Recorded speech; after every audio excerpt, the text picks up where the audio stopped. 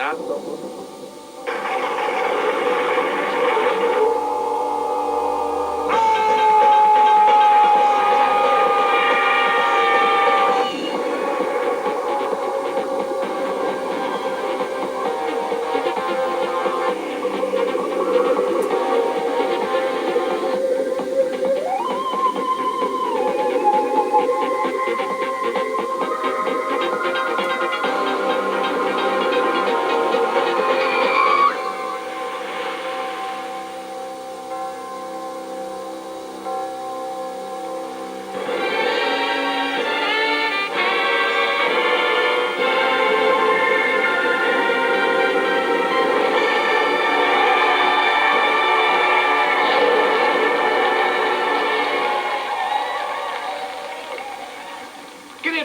welcome to Gamesmaster, where it's quite literally December, so technically it's very cold.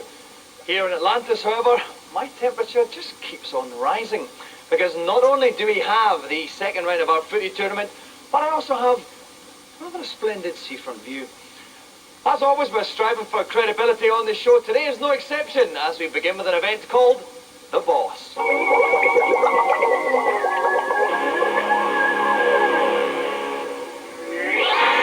I don't like being ordered about, so I was more than a little irate to receive an officious letter from someone calling himself the boss, demanding to come on the show and display his game-playing portfolio. Apparently, this character has made a career by beating every boss on every game, including beat-em-ups, shoot-em-ups, and tacticals. Despite his dubious interpersonal skills, I decided to invite him on to see if he can send 3 randomly picked bosses into early retirement.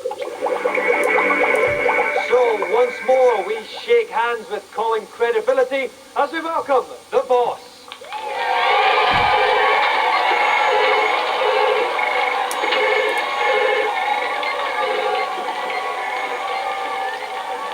Welcome to the show.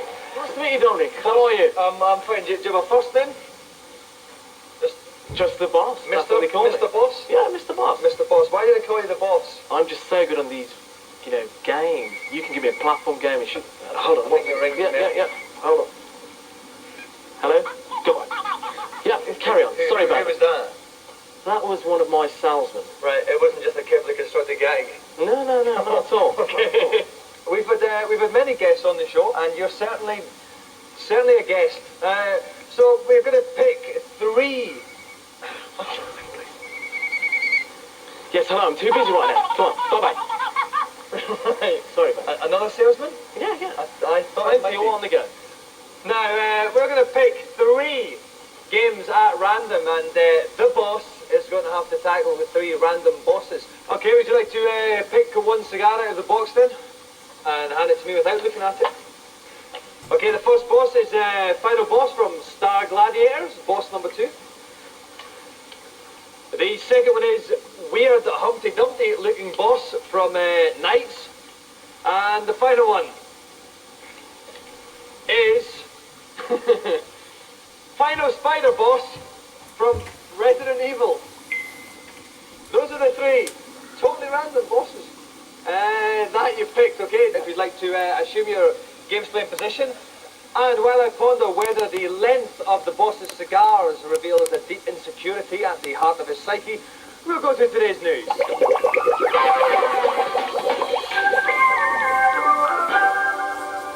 3, 2, 1, go!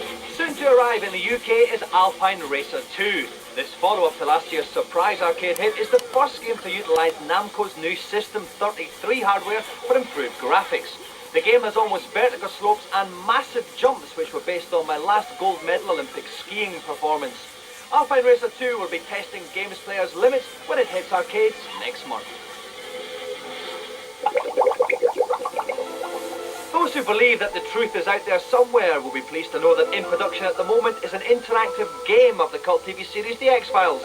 On the show's Vancouver sets, filming has taken place of scenes for the game, written by the show's creator Chris Carter, and starring none other than David Duchovny and Gillian Anderson. Expect lots of alien encounters, mysterious locations, and many sad geeks still thinking Scully is very fit when it's released next March. featuring soft, pansy-looking dancing fighter shock. Obviously desperate to come up with a new fighting game using the Mortal Kombat license, software company Acclaim have been using their motion capture technology to develop some new characters to replace Sub-Zero and Co. Unfortunately, as this rolling demo of the fight illustrates, they haven't quite grasped the idea that fighters have to be hard.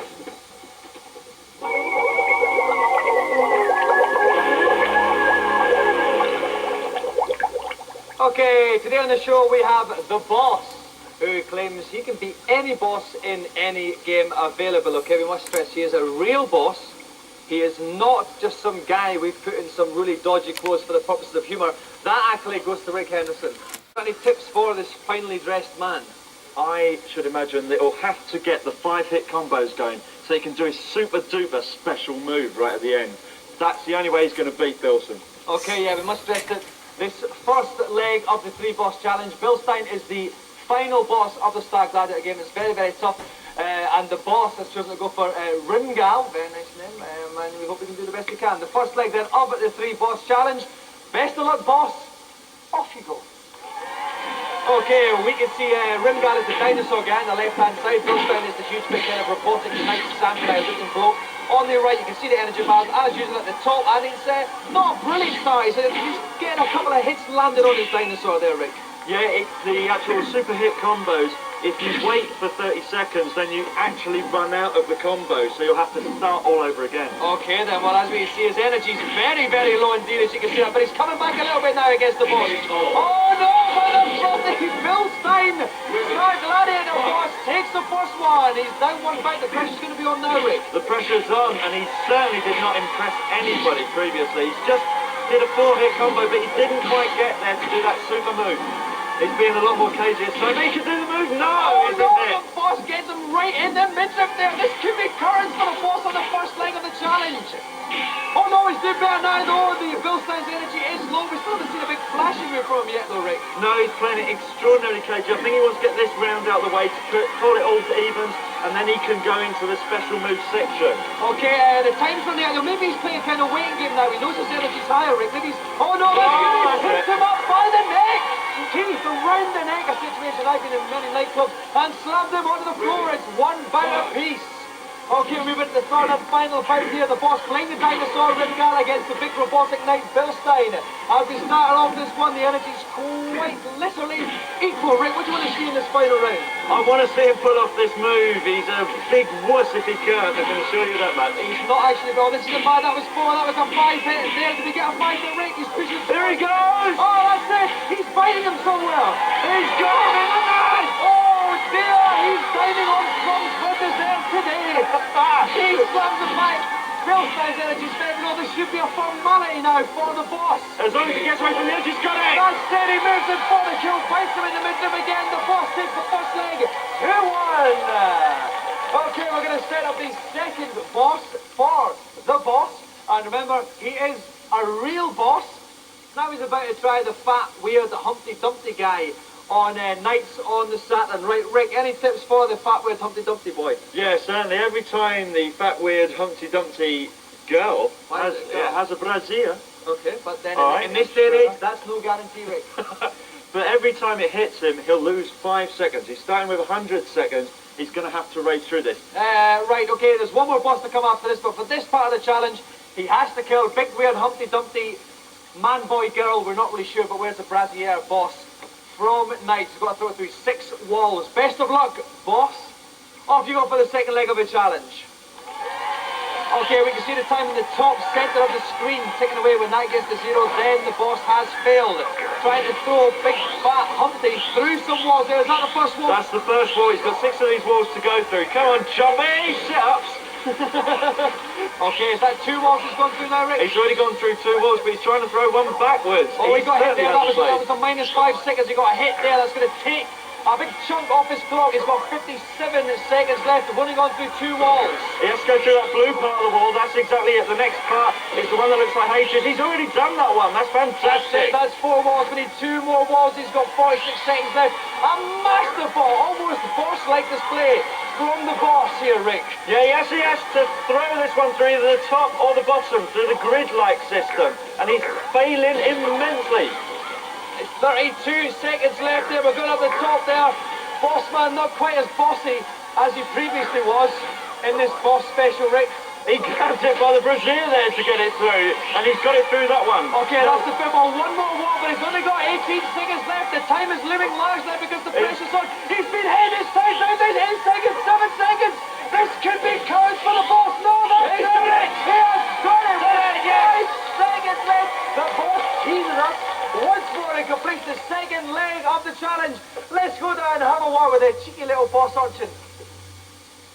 Well, Boss, it's going okay so far, isn't it? Yeah, it's not been too bad. No massive problems for you? Yeah, I think it's going pretty Been smooth. all right, Yeah. Clothes-wise and everything, you're bearing up well? Well, the clothes are looking fine, but I have to say, I mean, I am a busy man, and I've got a multi-millionaire company to run, and the time is ticking. Why can't we speed it up? I understand. I appoint Slack like to go at your office then and keep those wheels of industry well oiled. Coming up in part 2 of the show, we have the second round of our annual Foodie tournament. Chris Armstrong is going to be on. Plus, we'll have the climax of the Boss, and I'm sure you won't want to miss seeing that particular side. Back in a couple of minutes.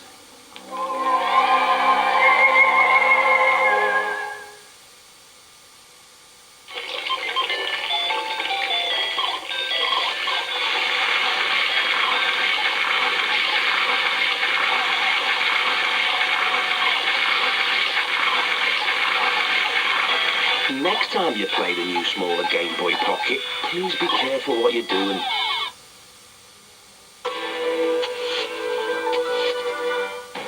It's Shine 7 at HMV, the biggest artists, the newest hits. Over 40 blistering tracks from Suede, Gene, Baby Bird, Oasis, Pulp and Cast. Plus the massive new hits from Skunk Anansi and Dodgy. Shine 7, double CD at $14.99. Get what you want for Christmas at HMV.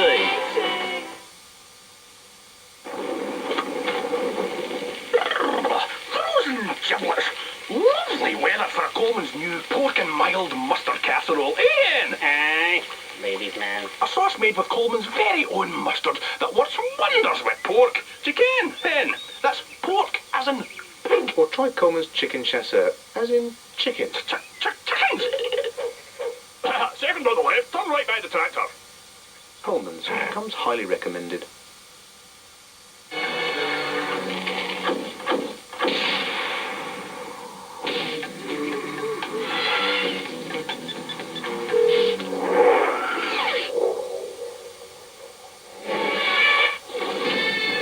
The Philips mobile phone.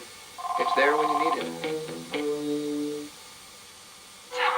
Tom, my darling, don't leave me. I shall always love you. Put the cat out then.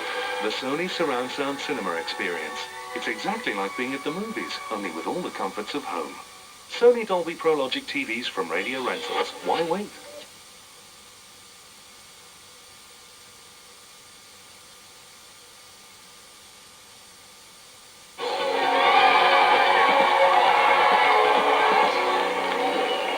Welcome back. Today we've got the second round then of our annual Gamesmaster Foodie tournament, an event that great footballers almost kill to get on for. Well, almost all of them. We'll reveal exactly why after we detail today's celebrity challenge.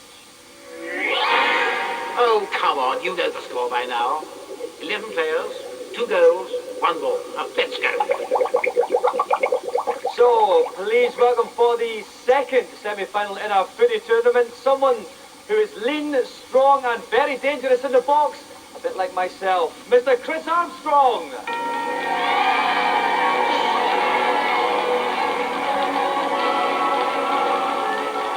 Welcome to the show, Chris. Okay, Chris, I want to talk about pressure. I'm lucky my job has none. So it's turn up, talk loads of rubbish and get paid massive amounts of money. How much did you go to Tottenham for again, Ian? 4.5 million. 4.5 million. What is it like playing under that kind of pressure, knowing that the club spent that much money, which, knowing how much Alan Sugar doesn't like to spend money is quite a lot. What's it like? I try not to think about it when you're on the pitch. It doesn't concern me how much it costs, but when I first came to the club, it took me a while to start scoring goals, and then obviously it's in the papers all the time. So what kind of game are we going to hope to see from you tonight on this? Probably a bit dirty, a lot of two-foot tackles and elbows off the ball. Well, It's a pity then that our original player decided not to turn up. You may be wondering exactly what we're doing with just Chris on our own. Usually we technically like to have two footballers, but Mr. Stan Collymore was due to appear on the show, but Stan's obviously got something a lot better to do, and he's so good that he hasn't even bothered to call us and tell us why he can't get on. We'd just like to wish Stan the very best in the rest of his career. Now, this happened on Have I Got News For You once, and they replaced Roy Hattersley with a tub of lard. Unfortunately, we couldn't even find a tub of lard. We have to make do with Gamesmaster co-commentator extraordinaire Rick Henderson. Rick, Yep. thank you very much for stepping in the last minute. What kind of game are we going to see from you, Rick? You must be the favourite here. Well, I'm a football game fanatic. I'm best at all the football games, and my sort of game will be who fit up the park and score goals. Excellent. Okay, while Chris and Rick assume their games playing positions, I'll go up to the comedy box. And I'd like to welcome back a man whose boots I'm not fit to lick, and I have done a lot of strange things for money in my time. Sport presenting legend Jim Rosenthal. Welcome back, Jim. Thank you very much. Okay, we have got Chris Armstrong as Brazil, Gamesmaster co-commentator extraordinaire Rick Henderson playing as England. Best of luck, guys. Let's go to kick-off. So it's Chris then wearing the yellow of Brazil. I expect Chris to win this quite comfortably. Okay, but it's England who have the first shot on goal, and that was a nervous start there from the Brazilians. England seemed to have so much time on the ball there, Jim. A brilliant effort from Rick and England that would have put my prediction in the cart, really, wouldn't it, after about 10 seconds. But here comes, oh, surely that was a very nasty bad tackle. to me there, actually, Jim, I have to say. But now it's Chris Armstrong. He's played the advantage, has he? Here it comes! Oh! A great save from the England keeper there. It was seeming a Euro 96 all over again. You have to say the referee played a very good advantage there, letting the Brazilians go through, and Chris should have scored. And a bad miss early on by the Brazilians. Oh, I thought he was in for the knock on it. Early pressure from Chris and Brazil here. You've got Richard Rufus waiting for them in the final, of course. And I would expect the Brazilians to get on target very soon. They're dominating the match at the moment. Well, here goes Chris. He's in the box. We're going to see a shot here. Oh, yeah! Oh, I thought it was in the net! I can't believe him missing that one. Great save from the keeper. He just got a touch to it. Is it going to be one of those games with all Brazilian pressure and England are going to sneak away and nick a goal? Who knows? Here comes Rick on the attack now. Interesting ball play. There's a good chance, this. And the Brazilian keeper, not actually renowned for the goalkeeper. That was a good stop, though. Not exactly the strongest shot I've ever seen, though, Jim. Not the most powerful, but it was on target, and England will take great heart from that. Okay, Chris Armstrong yet again coming down now. We've seen a lot of good attacks. The final shot might be in the box.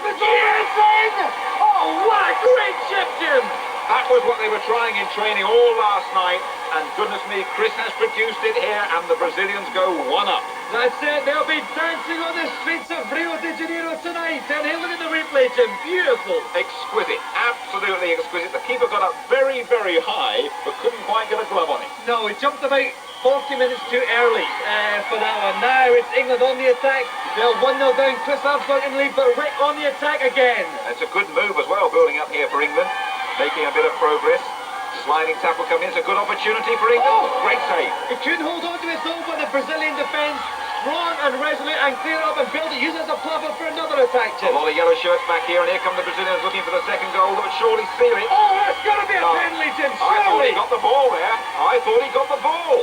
Well, what's been given? What does the referee? Oh, the referee didn't like it at all. But he must send him off, mustn't he? He has. It's off. It's a clear goal-scoring chance. I think that's right. Let's have a look. This is harsh. Surely he's got the ball here, hasn't he? Well, it might just have clipped the man as well. What will Chris do here? Will it be a blaster, or will he just place it? Oh, he skied it! He skied it right over the bar there! He placed it though, didn't he?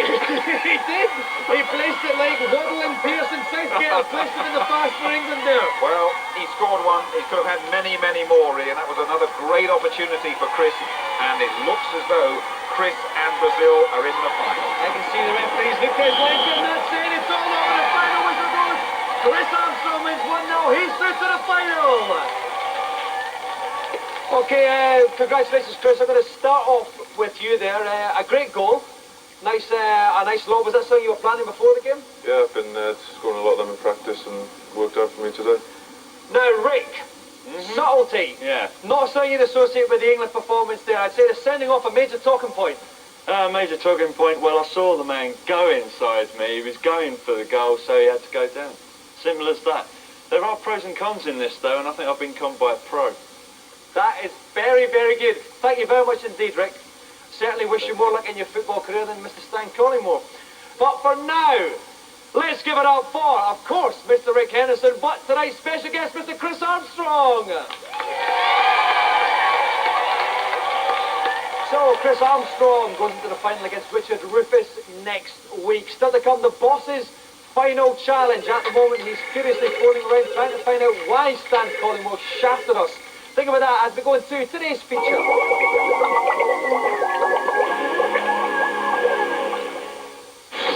I just received a report from Deep Space 5. Long-range sensors have picked up... Yes, I know.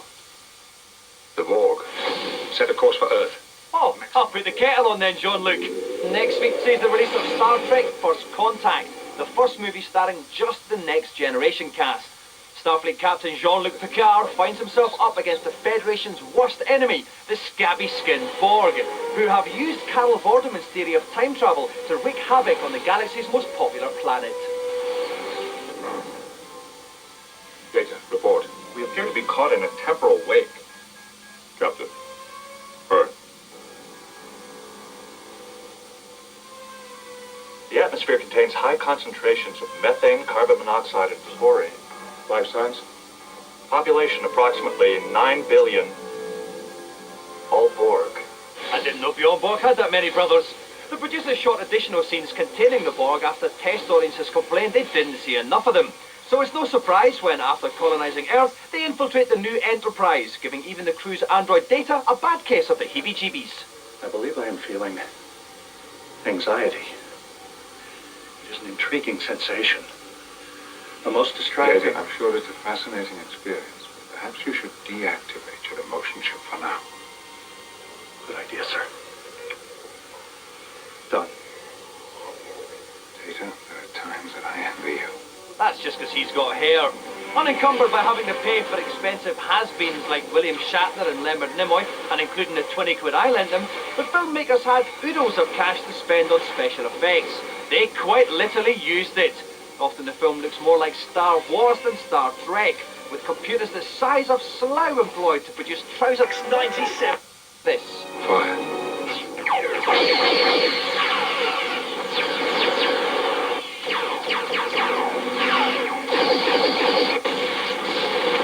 Let's rock and roll! With a subplot set on Earth, all the TV show's regular cast getting a good looking, and a superbly spooky Borg Queen. Yeah, nice one, enough.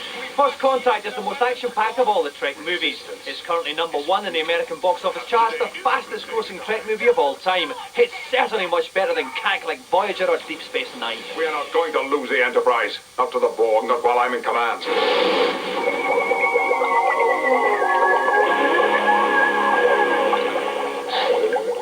Okay, if you're just tuning in, I hope it was incredibly important, because we've only got a few minutes left. What has happened in this show, right? Guy came on in a suit, slightly fat, calls himself the boss, claims he can beat any boss in the world. We picked 3 games at random. He did the first 2, not terribly convincing, but he did it okay in the end. I moved my hands a lot throughout the show, and Rick Henderson, my co-commentator for this, tried to play football against Chris Armstrong and got beat!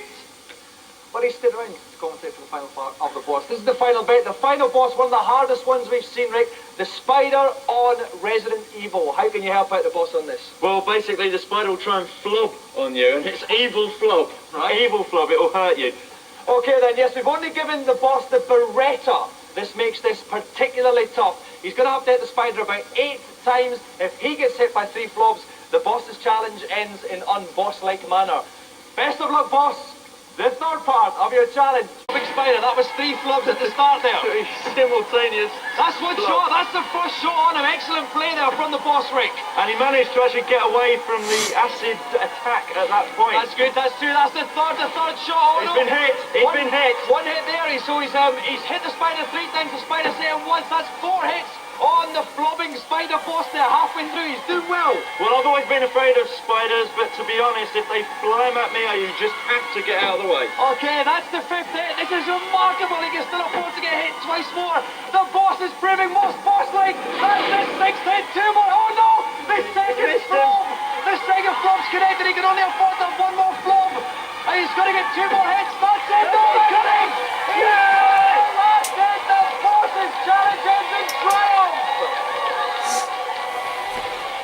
done, boss.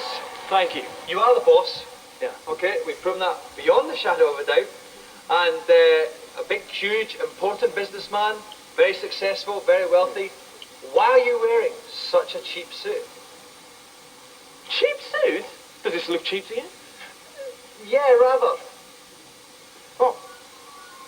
You know, you've got to wear a few cheap things here. Well, with those words of wisdom then, ringing in our ears, I'll refresh your memory about them. You have to wear cheap things once and again. Then let us congratulate the boss. I'm certainly very glad that he has appeared on the show tonight. The Gamesmaster Goal of Joystick goes to the boss!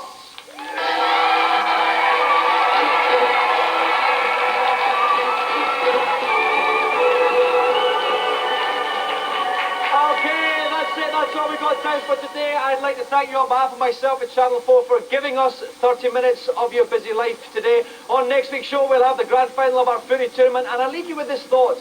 If old age brings such great wisdom, why do granddads insist on wetting themselves? Good night.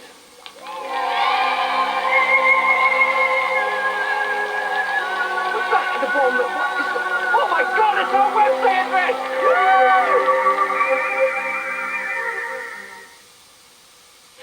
Imagine a goal. That's Movie Watch, Monday, 6 o'clock on U4.